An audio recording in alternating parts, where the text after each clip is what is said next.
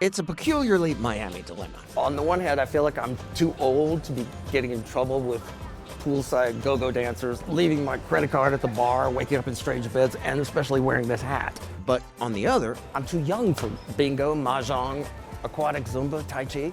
all of which begs a simple question. Is there a Miami for tweens?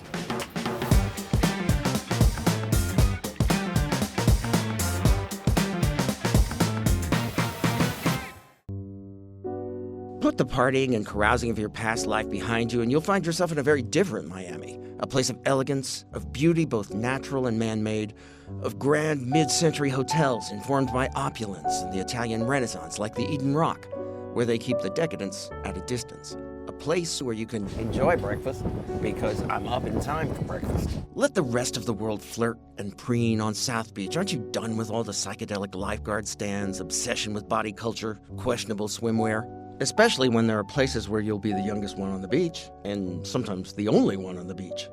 Like Crandon, just over the causeway on Key Biscayne, a former coconut plantation that's now a pristine, serene, and often tourist-free strip of sand.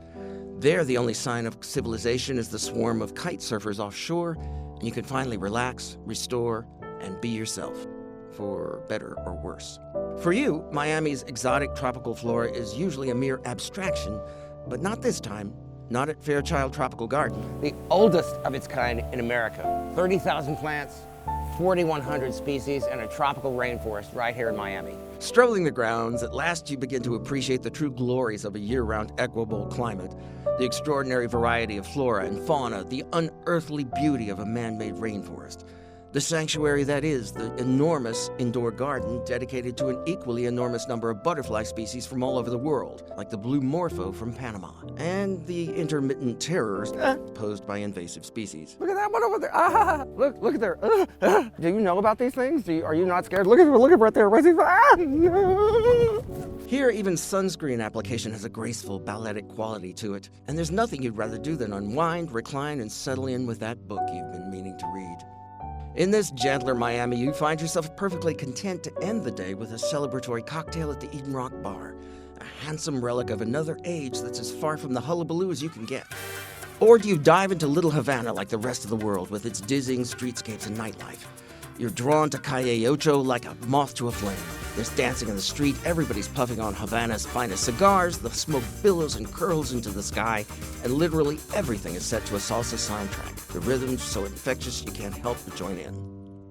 No, you'd rather be far from the madding crowd, separated by an entire bay from Miami's bustling downtown, quietly recovering with cubes of South American Corvina, stuffed into fish tacos, and a sangria hangover cure. It's what you've longed for.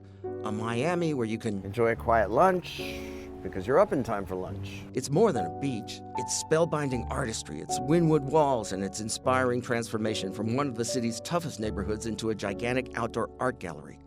Vast murals, each with its own vision, cover building after building, block after block after block, the greatest collection of street art in the world. You're drawn to the design district as well, where pedestrian-friendly streets lead to dozens of high-end boutiques and whimsical installations, yet more evidence of the city's growing reputation as an art capital.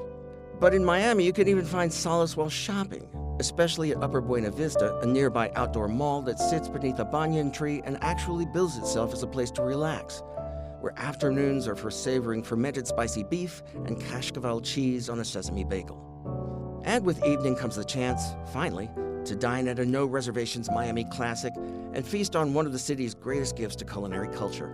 At Joe's, the servers are in fine attire and the stone crabs are finer still, with all the sweetness, succulence, and messiness that implies. How else to end the perfect day?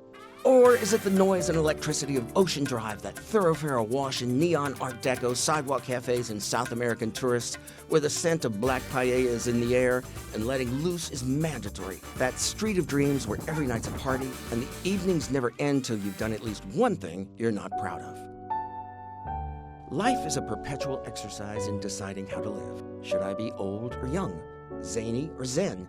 Hatted or hatless? Important questions all. Just don't go to Miami looking for answers. You'll come back even more confused than before.